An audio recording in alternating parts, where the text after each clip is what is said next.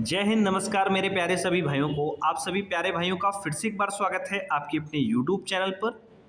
आज की इस वीडियो में फ्रेंड्स हम लोग पढ़ने वाले हैं एंशिएंट इंडियन हिस्ट्री के अंदर वैदिक सभ्यता के बारे में। लास्ट वीडियो में हम लोगों ने सिंधु घाटी सभ्यता, इंडस वैली सिविलाइजेशन को कंप्लीट कर लिया था। आज की इस वीडियो में हम लोग वैदिक सभ्यता को कंप्लीट करेंगे। ऐसे ही हम एक सीरीज के फॉर्म में चल रहे हैं, जो कि हमारी आपकी प्लेलिस्ट अपडेट हो रही है, तो जरूर से पूरी प्लेलिस्ट को चेकआउट करें। एंशिएंट इंडियन हिस्ट्री के हम टॉप 25 ऐसे एमसीक्यूज देखने वाले हैं जो कि आपके इजी लेवल से लेकर हार्ड लेवल तक होने वाले हैं। ठीक है, तो वीडियो को एंड तक ज़रूर देखिएगा। चलिए वीडियो को जो है स्टार्ट करते हैं। सबसे पहले हम वैदिक सभ्यता के कुछ बारीक से पॉइंट समझ लेते हैं। तो वैदिक सभ्यता आपकी भैया 1500 बीसी से लेकर आपके 600 बीसी तक पाई जाने वाली एक ग्रामीण सभ्यता थी। कैसी थी? एक ग्रामीण सभ्यता थी। ठीक है, सिंधु घाटी सभ्यता एक आपकी शहरी सभ्यता थी। ठीक है, आपको समय पीरियड पता हो गया। अब इसकी एक ग्रामीण सभ्यता थी। ठीक है, अब हम बात करते हैं क्वेश्चन की। सबसे पहले इजी सवाल करेंगे। तो पहला सवाल दिया गया है, सबसे प्राचीन वेद कौन सा है? तो आपको सबको पता है कि सबसे प्राचीन वेद ऋग्वेद है। इसका समय सारणी थी आपकी 1500 बीसी से लेकर आपके 1000 बीसी तक। ठीक है, ये आपको याद करना है। ठीक है, अगर हम ऋग्वेद की बात करें तो इसमें टोटल 10 मंडल हैं। टोटल इसमें 10 मंडल पाए जाते हैं, जिनको महर्षि वेद व्यास ने कंपाइल किया था। ठीक है, वेद व्यास जो कि महाभारत के रचनाकार थे। ठीक है, दूसरा सवाल पूछा गया है, ऋग्वेद मेनली कंसिस्ट ऑफ। तो ऋग्वेद में मुख्य रूप से किससे संबंधित है? तो अगर हम बात करें तो ऋग्वेद जो है हमारे देवताओं की स्तुति से रिलेटेड है, यानी कि hymns in praise of gods. Option number जो सी है वो करेक्ट है। इसका मैंने हिंदी में भी लिखा हुआ है, देवताओं की स्तुतियाँ। ठीक है, ऑप्शन नंबर सी सही है। बाकी इसकी पीडीएफ हमारे टेलीग्राम चैनल पे आपको बिल्कुल फ्री ऑफ कॉस्ट मिल जाएगी, तो वहाँ से डाउनलोड कर लीजिए ताकि आपको ईजिली तरीके से पढ़ने में मदद हो। फिर आपसे पूछा गया है, which Veda is related to music and melodies. तो आपसे पूछा गया है कौन सा ऐसा वेद है जो संगीत एवं रागों से संबंधित है?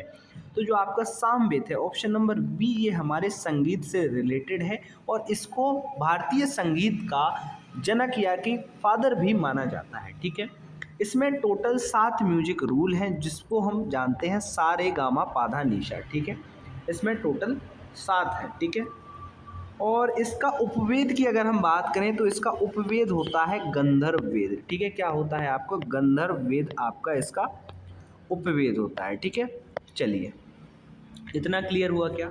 अब हम बात करते हैं अगला क्वेश्चन, जो कि है total number of mandal in Rigveda is. तो हमने पहले ही पढ़ लिया है कि ऋग्वेद में टोटल 10 मंडल थे। ठीक है, जिन्हें महर्षि वेद व्यास ने कंपाइल किया था। अगर हम इसके मंडल की बात करें तो इसमें सबसे पहला वाला, यानी कि सबसे न्यू जो मंडल है वो पहला और 10वां मंडल है। अगर हम ओल्डेस्ट यानी कि सबसे पुराना मंडल की बात करें, जो 2 से लेकर 7 तक के मंडल हैं वो हमारे सबसे पुराने मंडल पाए जाते हैं। ठीक है, अगर हम बात करें तो ऋग्वेद का जो 10वां मंडल है, ठीक है, 10वां मंडल जो है, इस 10वें मंडल में जाति वर्गीकरण दिया गया है, यानी कि कैटेगरी सिस्टम दिया गया है, वर्ण व्यवस्था दी गई है। ठीक है, जिसमें हम 4 मुख्य भागों में जात को बांटते हैं, ब्राह्मण, क्षत्रिय, वैश्य एवं शूद्र। ठीक है, तो ये हमारे 10वें वाले में दिया गया है। अब हम बात करते हैं, which river is mentioned most frequently in Rigveda. तो ऋग्वेद में सबसे ज़्यादा आपकी कौन सी नदी सर्वाधिक उल्लेख में है? तो इसका ऑप्शन नंबर आपका हो जाएगा, ऑप्शन नंबर आपका करेक्ट आंसर है इसका ऑप्शन नंबर सी, जो कि सरस्वती में है। लेकिन अगर हम बात करें सबसे पवित्र जो रिवर थी वो इस समय में कौन सी थी? वो थी आपकी सरस्वती। लेकिन सबसे ज़्यादा जिक्र किस चीज़ का हुआ है? तो यमुना जो रिवर है इसका 3 बार जिक्र किया गया है। ठीक है, 3 बार जिक्र किया गया है। इसका ऑप्शन नंबर तो सी ही सही है। ठीक है, अगर हम बात करें द टर्म सप्त सिंधु रिफर्स टू, तो सप्त सिंधु क्या थी भाई? सप्त सिंधु 7 रिवर के समूह को सप्त सिंधु कहा जाता था।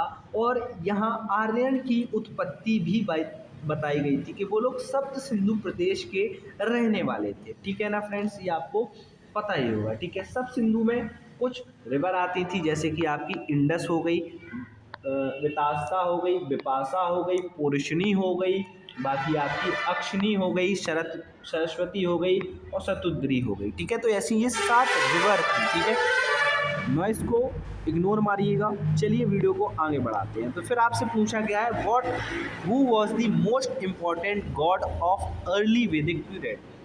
तो अर्ली वैदिक पीरियड के हमें पता है इंद्र हमारे जो है सबसे प्रमुख देवता माने जाते थे, जो कि पानी के लिए देवता माने जाते थे। ठीक है, फिर पूछा गया द वैदिक पीपल प्राइमरी फॉलोड विच ऑक्यूपेशन। तो वैदिक सभ्यता के लोग सबसे ज़्यादा किस मुख्य व्यवसाय को मानते थे, तो वो था आपका पेस्टोरलिज्म, यानी कि पशुपालन वो लोग ज़्यादा करते थे। ठीक है, उस समय का प्रमुख यही चीज़ जो है उनका धंधा था, ऑक्यूपेशन था। ठीक है, अब मॉडरेट सवाल देखते हैं विच वेद डील्स विद सेक्रीफिशियल रिचुअल, यानी कि कौन सा वेद है जो यज्ञ और कर्मकांड से संबंधित है।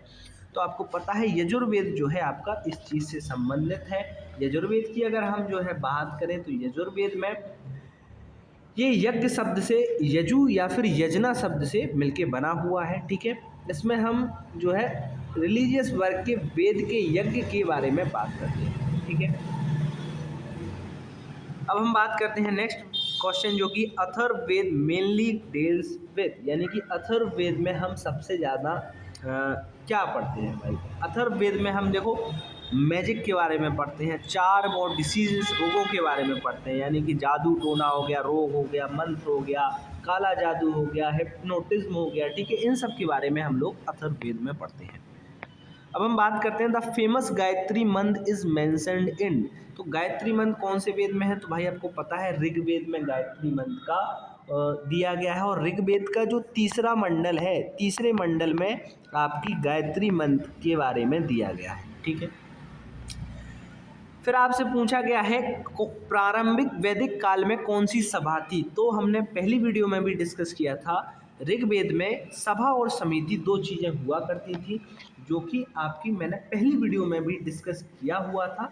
जो सभा शब्द है वो आपका किया जाता था यूथ आपके इस संस्था में, सभा में देखो, सभा में महिला भी थी और पुरुष भी थे। ठीक है, इसका जिक्र ऋग्वेद में 8 बार किया गया है। ठीक है, और अगर हम समिति की बात करें तो जो समिति शब्द है इसका प्रयोग 9 बार किया गया है ऋग्वेद में। और अगर इसकी हम और अगर बात करें तो इसमें केवल और केवल समिति में आम आदमी जुड़े हुए होते थे। ठीक है, आम आदमी, रैंडम पीपल, ठीक है, लोग जुड़े रहते थे। अब पूछा गया the head of the family in Vedic society was called. वैदिक समाज में परिवार का मुखिया कहलाता था। तो परिवार का मुखिया वैदिक समाज में आपको कुलापा कहलाता था। ठीक है, ऑप्शन नंबर सी सही हो जाएगा। फिर आपसे पूछा गया है which metal was known too early Vedic period. तो हमें पता है वैदिक सभ्यता के टाइम पे कौन सा धातु पाया जाता था, कॉपर पाया जाता था। ठीक है, कॉपर, ऑप्शन नंबर सी सही हो जाएगा। आयरन ठीक है बाद में आया। चलिए, one system was based on. तो वन सिस्टम जो है किस आधार पर किया गया था, तो वन देखो सिस्टम जो आपकी वर्ण व्यवस्था थी वो आपकी ऑक्यूपेशन यानी कि कर्म के आधार पर की गई थी। ये हमारे ऋग्वेद के 10वें मंडल में दिया गया है। ठीक है, 10वें मंडल में इसका उल्लेख है। फिर पूछा गया है हु कंपोज्ड द वैदिक हाइम्स। वैदिक मंत्रों की रचना किसने की, तो वैदिक रचनों की आपकी कहाँ गया, वैदिक मंत्रों की रचना आपके ऋषि लोगों ने की। ऑप्शन नंबर सी सही हो जाएगा। फिर आपसे पूछा गया है which god was known as Purandar. Purandar किसको कहा जाता, तो इंद्र जो भगवान थे उनको पुरंदर कहा जाता था। अब हार्ड लेवल देखते हैं, इसमें से पूछा गया है ऐसा कौन सा मंडल है जिसको फैमिली बुक कहा जाता है। जो आपका दूसरा से 7वां मंडल है इसको फैमिली बुक कहा जाता है, और यही आपका जो मंडल है ये ओल्डेस्ट मंडल्स में से पाए जाते हैं। ठीक है, फिर आपसे पूछे गए हैं द कॉन्सेप्ट ऑफ ऋत इन वैदिक पीरियड मीन्स। तो वैदिक काल में ऋत का वर्ड होता था ब्रह्मंडलीय व्यवस्था, यानी कि कॉस्मिक ऑर्डर। फिर आपसे पूछा गया है which Veda is written completely in verse रूप, यानी कि जो पद्य फॉर्म में कौन सा वेद लिखा गया है। तो ऋग्वेद जो है पूरा पद्य फॉर्म में लिखा गया है। ठीक है, गद्य पद्य आप समझते हैं। चलिए, फिर पूछा गया है the term nishka in Rigveda refers to. तो जो आपका ऋग्वेद में निष्क शब्द है ये किससे रिलेटेड दिया गया है, तो इसका ऑप्शन नंबर आपका करेक्ट हो जाएगा ऑप्शन नंबर बी, जो कि ऑर्नामेंट या फिर गोल्ड की सिक्के के रिलेटेड होता है। फिर आपसे पूछा गया है विच वैदिक God was the guardian of cosmic law, तो यानी कि ब्रह्मांडीय नियमों का रक्षक कौन था, तो आपको पता है ऑप्शन नंबर सी, वरुण जो थे इसके रक्षक थे।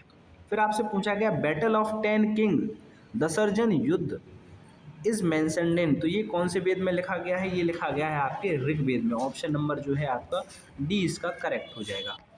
अब आपसे पूछा गया which animal symbolized wealth in early Vedic period, प्रारंभिक वैदिक काल में संपत्ति का प्रतीक कौन सा जानवर था, तो वो गाय थी। ऑप्शन नंबर आपका बी सही हो जाएगा, ठीक है।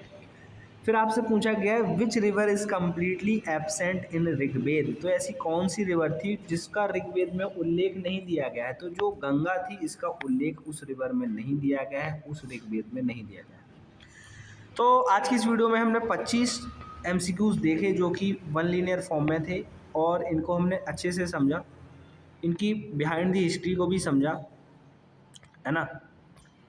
तो आज की इस वीडियो में इतना ही, मिलते हैं आपसे नेक्स्ट वीडियो में। जब तक के लिए जय हिंद, जय भारत प्यारे भाई। और इस पूरी सीरीज़ को आप फॉलो करते हैं तो एंशिएंट, देन हम पढ़ेंगे मेडिवल, देन हम पढ़ेंगे मॉडर्न, तो आपकी पूरी तरीके से कंप्लीट हो जाएगी। तो मिलते हैं नेक्स्ट वीडियो में, जब तक के लिए जय हिंद, जय भारत प्यारे भाई।